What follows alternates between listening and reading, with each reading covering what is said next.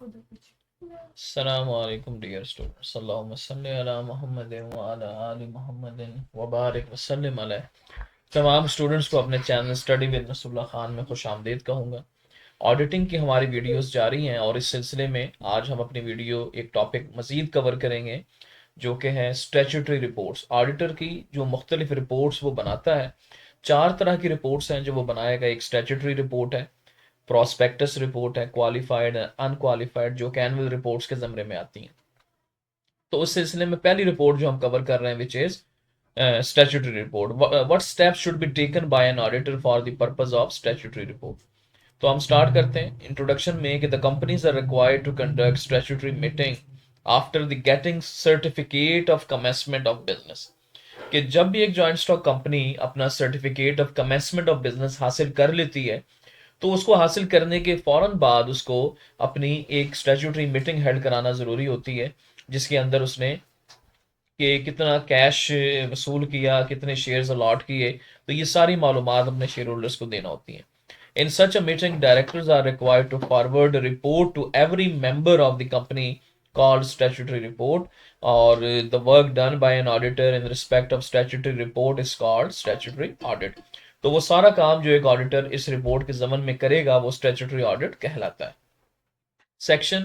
157 of the company ordinance ये बताता है कि report which is prepared by auditor and forwarded by board of directors to members of the company at least 21 days before the date of statutory meeting is called statutory report। कि कम से कम 21 दिन पहले ये report जो है ये forward हो जानी चाहिए तमाम शेयर होल्डर्स को on the part of directors, और ये जिम्मेदारी ऑडिटर की है कि 21 दिन पहले वो ये रिपोर्ट डायरेक्टर्स को दे ताकि डायरेक्टर्स इन टाइम ये रिपोर्ट एनुअल जनरल मीटिंग में पेश कर सकें। आगे चलते हैं स्टूडेंट के explanation. It is the duty of auditor of the company to certify the correctness of information given in the statutory report regarding। यानी कि इस मेनली इस स्टैट्यूटरी रिपोर्ट के अंदर ऑडिटर ने किस चीज को फोकस करना है और कवर करना है। नंबर 1 पॉइंट है विच इज शेयर्स अलॉटेड, कि कितने शेयर्स अलॉट किए गए और कौन कौन से किस्मों के टाइप्स ऑफ शेयर्स हैं। इसी तरीके से नंबर 2 पे कैश रिसीव्ड अगेंस्ट सच अलॉटमेंट, कि इन अलॉटमेंट के अगेंस्ट कितनी कैश जो वसूलियां रिसिप्ट हो चुकी हैं वो क्या है। And number 3 which is receipt and payment account of the company, कि क्या एक्सपेंडिचर है, क्या इन्वेस्टमेंट है, क्या रिसीट्स हैं वगैरह वगैरह, कि कंपनी के पॉइंट ऑफ व्यू से ये 3 वो पॉइंट्स हैं जो मेनली कवर किए जाएंगे स्टैट्यूटरी रिपोर्ट के अंदर। This report is to be submitted by auditor under section 157 subsection 5 of the company ordinance 1984 to the directors and is also called directors report। Student ये एक और पॉइंट मैं आपको यहाँ पे दे दूं कि कई दफ़ा पेपर्स में ये सवाल बदल के यूं भी आ गया है कि राइट नोट या डिटेल स्ट्रक्चर जो है डायरेक्टर्स रिपोर्ट का पेश करें, तो स्टूडेंट्स को ये इल्म नहीं होता कि डायरेक्टर्स रिपोर्ट क्या होती है। तो स्टैट्यूटरी रिपोर्ट को ही हम डायरेक्टर्स रिपोर्ट कहेंगे। इसके बाद स्टूडेंट हम मूव करते हैं time of statutory meeting and statutory report, कि क्या टाइम हो सकता है under section 77 sub section 1। Every company limited by shares and limited by guarantee is required to hold a statutory meeting of its members after 3 months and before 6 months। यानी कि from the date of commencement, जब company का आगाज होता है उस आगाज के 3 महीने के बाद और 6 महीने के अंदर कंपनी ने एक रिपोर्ट जरूर बिल जरूर इस अपने शेयर होल्डर्स को देनी होती है, which are required to forward a report, और इस रिपोर्ट को स्टैट्यूटरी रिपोर्ट का नाम दिया जाता है, duly certified by an auditor of the company to every member of the company. यानी कि कंपनी के जितने भी मेंबर हैं लाइक शेयर होल्डर, उन सबको 21 days at least before the date of which the meeting is to be held, कि जिस दिन वो एनुअल जनरल मीटिंग ने होना है तो 21 दिन पहले ये इतला जो है और ये रिपोर्ट जो है तमाम मेंबर्स को दे देनी चाहिए, ताकि on the day of meeting जो उनको एतराज़ात और रिजर्वेशन हैं वो उस दिन सवाल जवाब किए जा सके। अब स्टूडेंट जो मेन टॉपिक है contents of the statutory report क्या होता है, कि इस रिपोर्ट में हमने क्या क्या लिखना है और क्या क्या देखना है।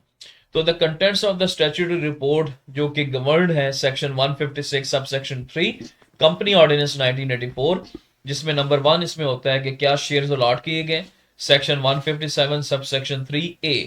कि total number of shares allotted, distinguishing shares allotted other than cash, कि जो कैश के अलावा, and stating the consideration for which they have been allotted, और उसकी जो कंसिडरेशन अमाउंट है कि कितने में वो शेयर्स अलॉट किए गए और किस किस अमाउंट के वो शेयर्स थे, क्योंकि आप जानते हैं कि शेयर्स की मालियत भी अलग अलग होती है, तो वो सारी डिटेल इसमें होती है। इसके बाद कैश रिसीव्ड अगेंस्ट शेयर्स, कि उस शेयर्स के अगेंस्ट जो आपने अलॉट किए हैं कितना कैश वसूल किया है। सेक्शन 157 सब सेक्शन 3B हमें बताता है total amount of cash received by the company in which in respect of all shares allotted, कि क्या वसूलियां आप कर चुके हैं। नंबर 3 पे रिसीट एंड पेमेंट अकाउंट है। सेक्शन 157 सब सेक्शन 3C हमें बताता है कि an abstract of the receipts and payment made up to the date with in 7 days of the report, के रिपोर्ट के 7 days के अंदर अंदर आपने ये सारी डिटेल जो है जो अपडेटेड रिपोर्ट डिटेल्स है वो आपने उस रिपोर्ट में लिखनी होती है। इसके बाद स्टूडेंट्स हमारे पास आएंगे प्रीलिमिनरी एक्सपेंसेस, के जो बिजनेस के इब्तदाई अखराजात का तखमीना होता है। सेक्शन 157 सब सेक्शन 3C हमें डिटेल बता रहा है कि प्रीलिमिनरी एक्सपेंसेस जो डिटेल में है मेड और एस्टिमेट के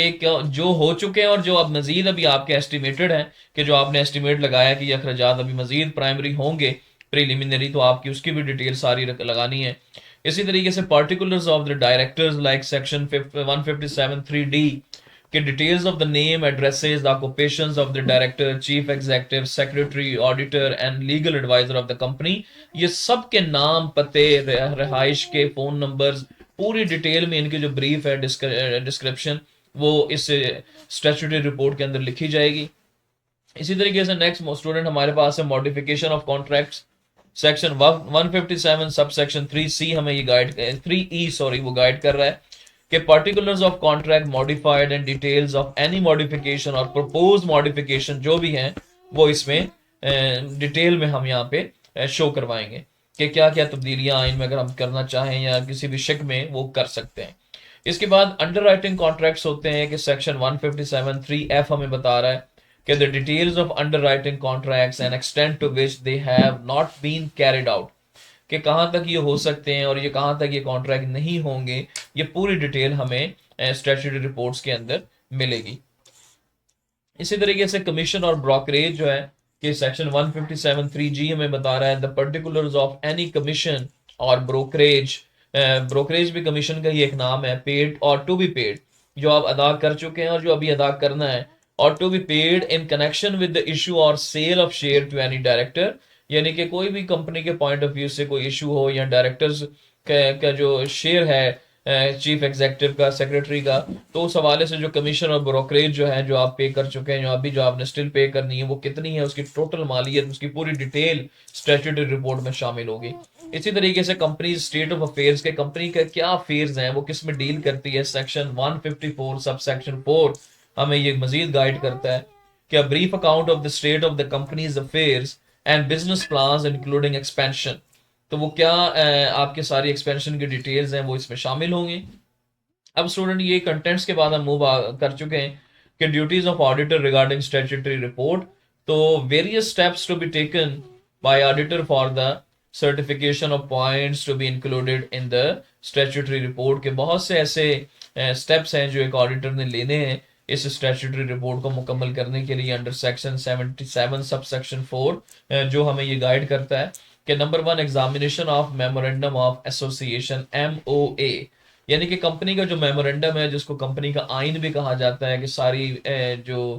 कंपनी के स्टेट ऑफ अफेयर्स हैं वो क्या डील करेगी वो सब इसमें लिखे जाते हैं, तो ऑडिटर की जिम्मेदारी है कि उसको एग्जामिन करे। The auditor must examine the memorandum of association specially the capital clause to know the power of the company to issue shares to a certain limit, के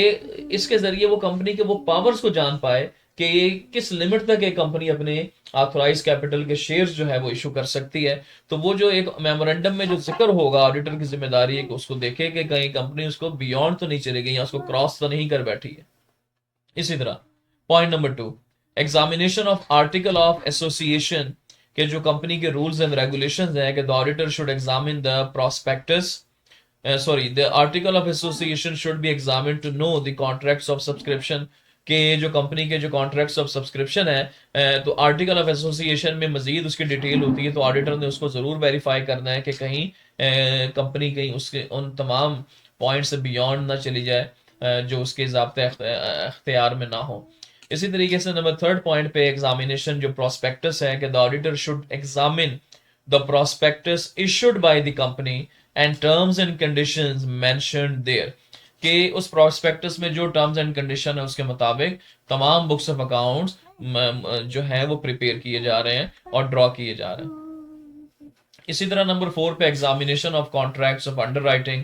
the contract of underwriting commission and bank charges allowed for this purpose should be scrutinised because the very first irregularity arises here, क्योंकि सबसे पहले जो गड़बड़ होती है वो यहीं से शुरू होती है अंडरराइटिंग कमीशन से, कि होती कुछ है और दी कुछ जा रही होती है और अमाउंट एम्बेजल्ड हो जाती है। तो एग्जामिनेशन ऑफ कॉन्ट्रैक्ट्स जो अंडरराइटिंग है यहाँ पे भी ऑडिटर इसको लुक आफ्टर करेगा। इसी तरीके से पॉइंट नंबर 5 है examination of subscription receive, subscription received through different banks must be examined and verified from the applications received from various banks। इसके बाद स्टूडेंट पॉइंट नंबर 6 है examination of shares allotment, the auditor must examine allotment of shares and treatment of unsuccessful applicants, जो हमारे ऐसे applicants हैं जो unsuccessful हैं, कि जिनको अभी शेयर्स अलॉट नहीं किए गए और जिनको अलॉट कर दिए गए, तो ये जो शेयर्स अलॉटमेंट की जो डिटेल है बड़ी अच्छे तरीके से लुक आफ्टर की जाए, ताकि ये सारा प्रोसेस जो है किसी भी एम्बिग्विटी के बगैर चले। ये ऑडिटर की जिम्मेदारियों में आता है। इसी तरीके से examination of shares issued other than cash, कुछ ऐसे भी शेयर्स होते हैं जो अदर देन कैश इशू किए जाते हैं, तो the auditor must examine the allotment of shares in exchange for different assets and services, यानी कि कुछ ऐसे जो शेयर्स हैं कि जो कैश के बगैर किसी एसेट्स या सर्विसेज के लिए इशू कर दिए जाते हैं, तो उसकी भी जो डिटेल है वो ज़रूर ऑडिटर चेक करेगा। और इसका लास्ट पॉइंट है कि examination of details of receipts and payment, कि the auditor should check the details of receipts and payment during the period under audit. अब स्टूडेंट्स हमारे पास एक छोटा सा इसका सर्टिफिकेट है, सिर्फ छोटा सा एक ये सर्टिफिकेट आपने ज़रूर इसके साथ लिखना है, क्योंकि ये इसका पार्ट होता है to the shareholder. Basically ये असल वो रिपोर्ट है जिसको स्टैट्यूटरी रिपोर्ट कहा जाता है, जो ऑडिटर ने अपनी शेयर होल्डर्स को